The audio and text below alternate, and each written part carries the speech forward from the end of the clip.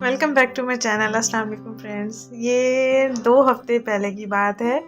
अम्मी ने मुर्गी को अंडों पर बिठाया। 20 अंडे हैं तकरीबन अम्मी ने यहाँ पर रखने हैं।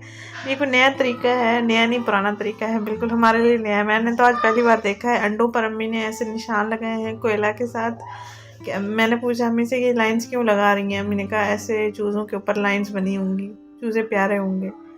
तो यहाँ पर ये देखें अंडे हमारे जमा हुए रखे हैं और अम्मी ने एक टोकरी में रखा, शापर में भूसा डाला और उसके ऊपर अंडे रखेंगी और उसके ऊपर मुर्गी को बिठाएंगी। तो आप भी तरीका देख लें, इसी तरीके से ही चूज़े पैदा किए जा सकते हैं। और वह आज भी देख रहा है, मैं भी देख रही हूँ। तो अम्मी ने ऐसे सब अंडों पर निशान लगाने हैं और फिर रखने हैं। तो अंडों के ऊपर मुर्गी को बिठाएंगे और 21-22 दिन बाद फिर उठाएंगे, देखेंगे कि अंडे पैदा हुए होंगे।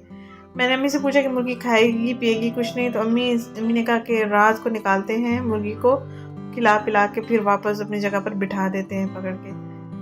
तो अम्मी ऐसा ही करती हैं रोज़ाना। तो ये वीडियो पहले की मैंने बनाई थी। तो आज तकरीबन 12 दिन होने वाले हैं और ईद से पहले गुड न्यूज़ मिल जाएगी।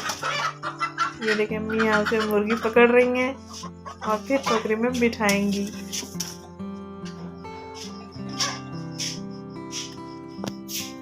ये देखें अब अम्मी ने इसके ऊपर टब रख देना है उल्टा करके, ताकि अंडों को सही हीट मिले, सही गर्मा मिले। तो ये खड़ी है बेचारी बैठ जाएगी जब अम्मी इसके ऊपर टब से कवर कर देंगी।